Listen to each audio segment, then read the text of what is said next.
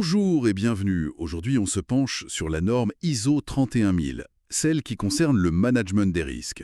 On va explorer ça avec des infos qui viennent de DatiPlus et d'Axis Formation. L'idée, c'est de comprendre ce que c'est, pourquoi c'est important et quels sont les grands principes. Avec une petite particularité, c'est une norme ISO, mais pas pour certifier les entreprises. Juste un mot rapide sur l'ISO, l'Organisation internationale de normalisation, créée en 1946, une ONG, plus de 23 000 normes, 164 pays. Bon, le bout c'est qualité, sécurité, efficacité, tout ça. Alors entrons dans le vif du sujet. L'ISO 31000, qu'est-ce que c'est exactement?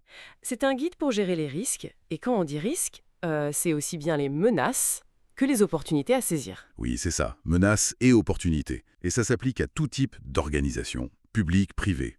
Peu importe. Et pour tous les risques possibles. L'objectif final, c'est d'aider l'organisation à atteindre ses buts et améliorer sa performance générale. Mhm. D'ailleurs, la version de 2018, elle intègre les défis plus récents, non? Genre cybersécurité, e-réputation. Tout à fait, elle est à jour là-dessus. Et le point central, vraiment, que les sources soulignent bien, c'est la création et la protection de la valeur. C'est ça la finalité. Il faut bien comprendre que l'ISO 31000, ce sont des lignes directrices, des recommandations, un cadre. D'accord. Ce n'est pas, un cahier des charges strict pour obtenir une certification d'entreprise, comme l'ISO 9001 pour la qualité. Ça, c'est vraiment une différence clé. Ah oui, c'est important de le préciser. Ok, très clair. Donc cette norme, elle repose sur 8 principes clés. On pourrait peut-être en regarder quelques-uns de plus près. Oui, bonne idée. Le premier qui me vient, c'est le principe intégré.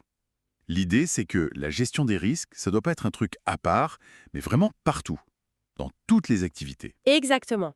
Et ça, c'est un vrai changement de regard. Ça veut dire que l'analyse de risque, c'est pas juste l'affaire d'un expert dans son bureau. Hmm. Ça doit être présent quand on lance un nouveau produit en R&D, quand les RH recrutent, quand on décide d'investir. C'est là que ça se joue au quotidien. C'est logique, oui.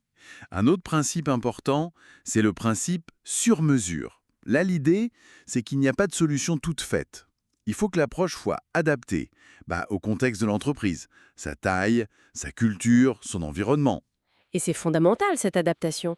Parce qu'une PME et une multinationale, elles n'ont pas les mêmes risques, ni la même façon de les gérer. Ce côté sur mesure, ça évite justement de tomber dans une méthodologie un peu rigide qui serait déconnectée du terrain, quoi. Oui, d'accord. Et le troisième que je retiens, c'est le principe inclusif. Impliquer toutes les parties prenantes. Ah oui, l'inclusivité et les parties prenantes, c'est large, hein. On pense aux employés, bien sûr, mais aussi les clients, les fournisseurs, les actionnaires, même les régulateurs. Pourquoi c'est si crucial de les impliquer? Parce que chacun a sa propre vision des risques et des opportunités. C'est un peu comme avoir plusieurs paires d'yeux. Ça permet de voir des angles morts qu'on n'aurait pas vus tout seul. Ça enrichit l'analyse et puis ça aide à ce que les décisions soient mieux acceptées. Ça rend la démarche plus solide, en fait. C'est très clair. Il y a d'autres principes aussi, comme le côté dynamique, je crois. Le fait que ça doit pouvoir s'adapter aux changements, que ce soit pas figé. Oui, dynamique et réactif. Le monde change, les risques aussi. Donc le système doit suivre. Et il y a aussi l'importance de la meilleure information disponible. Exactement. Et meilleure information, ça ne veut pas dire seulement avoir des chiffres et des données brutes. C'est aussi comprendre le contexte, les perceptions, comment les équipes fonctionnent ensemble. Une bonne communication interne et externe, c'est la clé pour prendre des décisions éclairées quand on est face à l'incertitude. Et si on parle des bénéfices concrets, les sources mentionnent des processus qui évoluent, qui s'adaptent. Et aussi le fait que ce soit compatible avec d'autres normes comme l'ISO 9001 sur la qualité. C'est pratique ça, hein? Ah oui, tout à fait. Cette compatibilité, c'est un vrai plus pour les entreprises qui sont déjà dans des démarches qualité ou autres. Ça simplifie l'intégration, c'est plus efficace. Et puis, il y a la reconnaissance internationale, faut pas l'oublier. Adopter l'ISO 31000, c'est souvent vu comme un gage de sérieux. Pour la réputation. Oui, ça peut renforcer la réputation, ouvrir des portes sur certains marchés, rassurer les partenaires, les investisseurs. Au fond, ça structure une démarche d'amélioration continue. Et c'est nécessaire, vu que les risques sont de plus en plus complexes aujourd'hui. Donc, si on résume, l'ISO 31000, c'est un cadre. Structuré, oui, mais aussi très flexible pour gérer les risques. C'est pas juste une liste de cases à cocher, c'est plus une approche stratégique. Intégrer le risque partout pour mieux protéger et créer de la valeur. C'est exactement ça. Et ça soulève une dernière petite réflexion, peut-être. La norme insiste beaucoup sur le sur-mesure et l'intégré.